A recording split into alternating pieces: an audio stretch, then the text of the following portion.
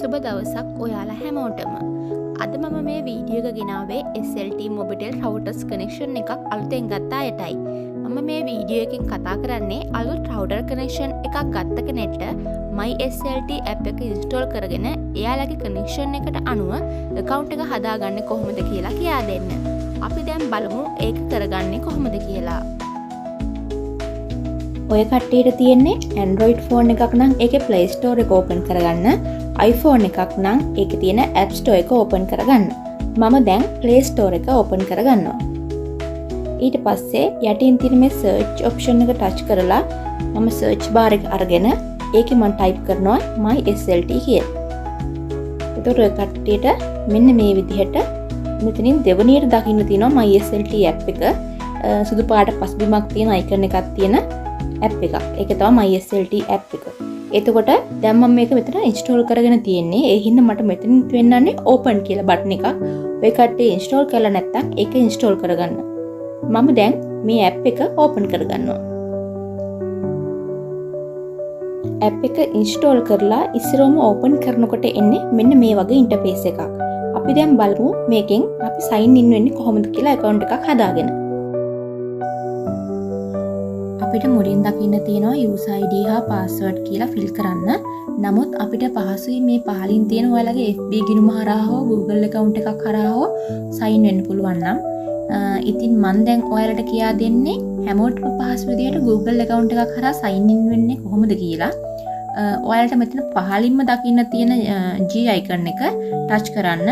touch කරාම phone එකේ තියෙන සියලුම Gmail accounts පෙන්නනවා. මෙන්න මේ ආකාරයට මෙතනින් ඔයාලා කැමති Gmail එකක් සිලෙක්ට් කරගෙන ඒක ටච් කරගන්න.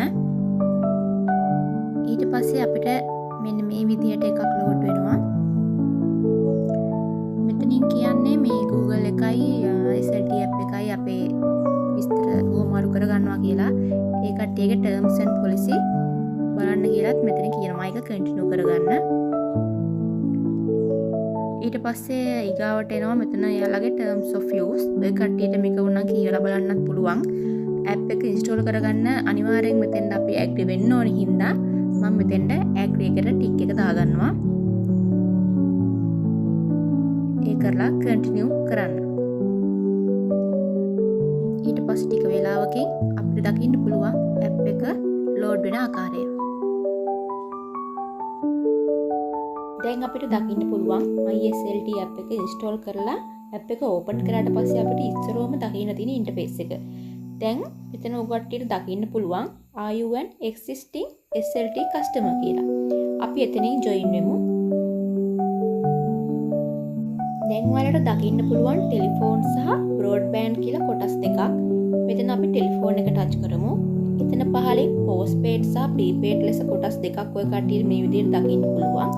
මේකේ postpaid කට්ටිය postpaid යටතේ තියෙන විස්තර ටිකත් prepaid කට්ටිය prepaid යටතේ තියෙන විස්තර ටිකත් fill කරගෙන submit කරන්න ඕනේ.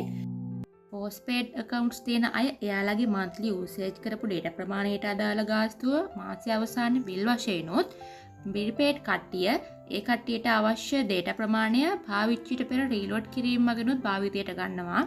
postpaid අයට පුළුවන් නෝ තමන්ගේ සම්බන්ධතාවය අරගෙන වසරක් කල් ඉක්ුත් වුනහම prepaid වලට හරව ගන්න පුළුවන් වෙනවා. prepaid අයගේ මෙතන පළවෙනියට තියෙන ටෙලිෆෝන් නම්බර් කියලා එකක්.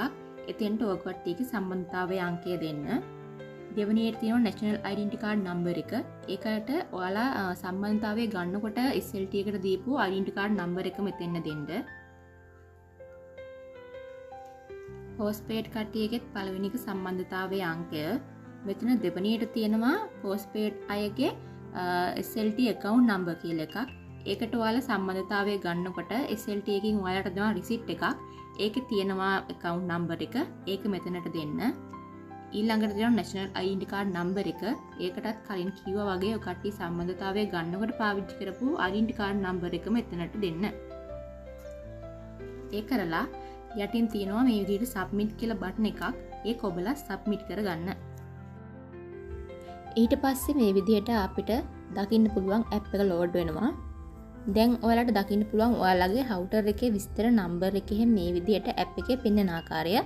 මගේ ප්‍රීපේඩ් account එකක් නිසා තමයි මෙහෙම පෙන්වන්නේ. postpaid අයගේ මේ ඉන්ටර්ෆේස් එක නෙවෙයි තියෙන්නේ, වෙනස් option තියෙන ඉන්ටර්ෆේස් එකක් තමයි එයාලට පෙන්වන්නේ. එහෙනම් මේ විදිහට තමයි Google account එකක් හරහා MySLT app එකට sign වෙලා account එකක් හදාගන්නේ.